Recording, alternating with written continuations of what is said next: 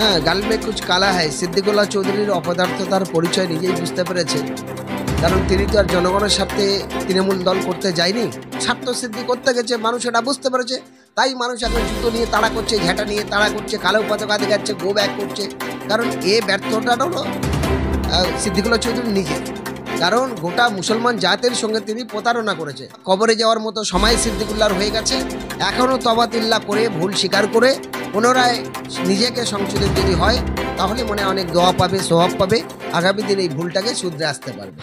আমরা দেখেছি আগামীকাল সিদ্দিকুল্লাহ চৌধুরীর নিজের এলাকায় অর্থাৎ নিজের বিধানসভায় তিনি গিয়েছিলেন এবং সেখানে গিয়ে তানার যে অঞ্চল সভাপতি আছে তিনি নাকি তানাকে তানার লোকজন নিয়ে নাকি সিদ্দিকুল্লাহ চৌধুরীর উপরে অ্যাটাক করেছে এবং গাড়ি ভেঙে দিয়েছে। এই বিষয়ে আপনি কি বলবেন? দেখো, আমার যেটা বলার আছে সেটা হলো, মন্তেশ্বর বিধানসভা এলাকার মানুষ যথেষ্ট ভালো এবং শান্ত। আমি ওখানে গিয়েছিলাম অনেকবারই। ওই সিদ্দিকুল্লাহ চৌধুরী যখন পিডিসিআই দল করেছিল, সেই দলের হয়ে মন্তেশ্বরের কুসুম গ্রামেই বাড়ি আব্দুল কাসেদ শেখ ওরফে খোকন ভাই, তার হয়ে আমি ভোট প্রচারে গিয়েছিলাম।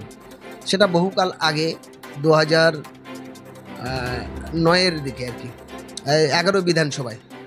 সে সময় যাওয়ার পরেও আমি জানি যে মন্তেশ্বরের মানুষ এত আনপাট নয়। হ্যাঁ, গাল মে কুছ কালা হ্যায় সিদ্দিকুল্লাহ চৌধুরীর অপদার্থতার পরিচয় নিজেই বুঝতে পেরেছে। কারণ তিনি তো আর জনগণের স্বার্থে তৃণমূল দল করতে যায়নি।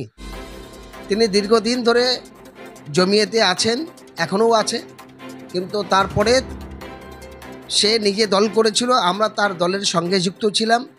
সারা পশ্চিমবঙ্গে 350-র বেশি লোক, গ্রামের মানুষ জনপ্রতিনিধিকে নির্বাচিত করেছিল পঞ্চায়েতে। পরবর্তীকালে বিধানসভাতে আমরা বারবার প্রস্তাব দিয়েছিলাম যে আপনারা লড়তে গেলে জোট যদি হয় তাহলে সবার নিয়ে আলাপ আলোচনা করেই জোট করতে হবে।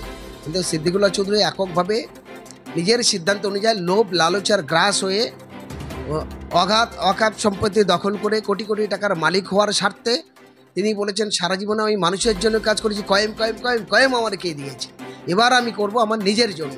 আমার এই 65 বছর বয়স পার হয়ে গেছে, এটা সিদ্দিকুল্লাহ চৌধুরী নিজেই প্রকাশ করেছিল। ফলে এখন জনগণের স্বার্থে যায়নি, এবার নিজের স্বার্থের জন্য স্বার্থ সিদ্ধি করতে গেছে। মানুষ এটা বুঝতে পেরেছে, তাই মানুষ এখন জুতো নিয়ে তাড়া করছে, ঝেঁটা নিয়ে তাড়া করছে, কালো পতাকা দেখাচ্ছে, গো ব্যাক করছে। কারণ এ ব্যর্থতা হলো সিদ্দিকুল্লাহ চৌধুরী নিজের। কারণ গোটা মুসলমান জাতের সঙ্গে তিনি প্রতারণা করেছে, গোটা মুসলমান জাতির সঙ্গে তিনি ধোঁকাবাজি করেছে। তাদেরকে মিথ্যা প্রতিশ্রুতি দিয়ে মানুষ উজাড় হয়ে সিদ্দিকুল্লাহ চৌধুরী ডাকে শহীদ মিনার চলো, কলকাতা চলো, লক্ষ লক্ষ মানুষ সেখানে গিয়ে জমায়েত হয়েছে। এ সমস্ত মানুষের মাথায় টুপি রেখে টুপির ওপরে টুপি পরিয়ে দিয়েছে, কাঁঠাল রেখে কবার করে খেয়েছে, যার জন্য নিজের স্বার্থ সিদ্ধি করতে গিয়ে আজ মানুষের কাছে ধরা পড়ে যাচ্ছে।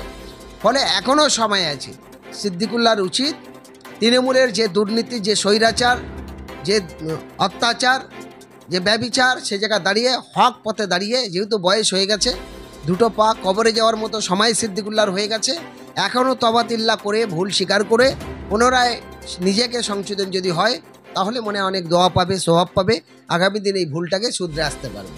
তিনি শাসক দলের একটা মন্ত্রী অর্থাৎ প্রস্তাবমন্ত্রী এবং তিনি একটা এমএলএ মানুষ, তো শাসক দলের মানুষ তাকে মারছে, এই বিষয় নিয়ে আপনি কি বলবেন? সিদ্দিকুল্লাহ চৌধুরী তো মার খাবেই, কারণ বললাম নিজের স্বার্থ সিদ্ধি করতে গিয়ে মার খাচ্ছে। আর এই দলটাই তো এরকম, এই দলের একই দলের মধ্যে খুনোখুনি, মারামারি, একই দলের নেতৃত্বে একটা অল্প বয়সের তরুণ মুসলিম মহিলা সে ধর্ষিতা হলো, তাকে ধর্ষিতা করে খুন করতে হলো। ফলে কি করেছে এই দল? এই দলের কাজ হলো এসে বসে ভাই লুটে বেটে খায়, যে যেরা আসবে লুটে বেটে খাওয়ার জন্য। এরা জনসেবার জন্য কি করবে? এরা জনসেবার জন্য কাজই করতে পারলো না। যদি করতে পারলো, সিদ্দিকুল্লাহ চৌধুরী সহ সমস্ত মুসলিম মুখগুলো যারা মুসলমান বড় বড় নেতা বলে দাবি করে, তারা কি বলতে পারবে আজকের মহেশতলায় তুলসী গাছটা লাগালো কে? আর তুলসী গাছের কেন্দ্র করে এতগুলো 57 জন মুসলমান কেস খেয়েছে, প্রায় 250-র উপরে মুসলমানরা বাড়ি ছাড়া। আজকে মুর্শিদাবাদের শমশেরগঞ্জ থেকে শুরু করে সাগরদিক থেকে শুরু করে আর সুতি পর্যন্ত প্রায় 650 মুসলমানরা মিথ্যা কেস খেয়েছে, তাদের নামে একাধিক মিথ্যা মামলা দিয়ে রেখে দিয়েছে। ওই একটা মুসলমান কোনো এমএলএ এমপি তৃণমূলে তারা বলতে পেরেছে যে কেন এই নিরীহ মানুষগুলোর মিথ্যা কেসে ফাঁসানো হচ্ছে? বলতে পারছে না। ফলে এই দলে বলার কোনো অবকাশ নেই। আজকের ভাঙড়ে একটা বিধানসভার মধ্যে 12টা থানা কেন হয়েছে এবং কলকাতা পুলিশ কেন করেছে? করার পরে মমতা ব্যানার্জি ভাঙড়ের উন্নতি কি করেছে? উন্নতি করেছে এই 20,000 নিরীহ মানুষের নামে মিথ্যা মামলা দিয়েছে। উন্নতি করেছে এই নিরীহ প্রায় 1300 মতো মানুষ এখনো পর্যন্ত বারুইপুর জেলে আছে। উন্নত মানে এই সেখানে অসংখ্য মানুষের ঘরবাড়ি লুট হয়েছে। এটাই তো মমতার মডেলিং উন্নয়ন। কোথায় শওকত মোল্লা কেন বলতে পারে না? আনিস খান থেকে শুরু করে আর এদিকে আবু সিদ্দিক পর্যন্ত পিটিয়ে খুন করা হয়েছে। আর তিলকতামা থেকে শুরু করে আর ক্যানিং পূর্ব বেদবেড়িয়া এই শক্তিপল্লী পর্যন্ত মহিলারা ধর্ষিতা হয়েছে। কোনটা ন্যায় ইনসাফ পেয়েছে? কোনটা ন্যায় বিচার পেয়েছে? অবাক লাগে এইসব বিষয়গুলো। আর যদি এমএলএদের কথা বলেন তো তাদের অবস্থা খুবই খারাপ। কারণ ঝা চকচকে দু একটা বড় মেন রোড করা ছাড়া গ্রামের দিকে লোকালিটি রাস্তাঘাটের অবস্থা খুবই সংকটজনক। আমরা তো দেখি ক্যানিং পশ্চিমের মধ্যে একটাও রাস্তা ভালো নেই, সবগুলো রাস্তা জঘন্য অবস্থা, একটাও রাস্তা ঠিকভাবে করলো না। ফলে এগুলো দেখে লজ্জা লাগছে। মানুষ প্রতিনিয়ত বিপদে পড়ছে, এই বিপদ থেকে উদ্ধার হবে কি করে? তো সিদ্দিকুল্লাহ মার খেয়েছে, এরপর আরও অনেক এমএলএরা মার খাবে। সেই যা রাস্তা এরা নিজেরা তৈরি করেছে। তাই নিজেদের নেতাদের বাঁচানোর জন্য 10 জন 15 জন 20 জন 30 জন করে পুলিশ বডিগার্ড নিয়ে ঘুরতে হচ্ছে। তারপরে তারা রেহাই পাচ্ছে না, রেহাই পাবে না। শ্রীলঙ্কার মতো অবস্থা, বাংলাদেশের মতো অবস্থা বাংলায় হতে চলেছে। এখানে বিজেপি আর টিএমসির নেতারা বাঁচতে পারবে না এই রেহাই থেকে।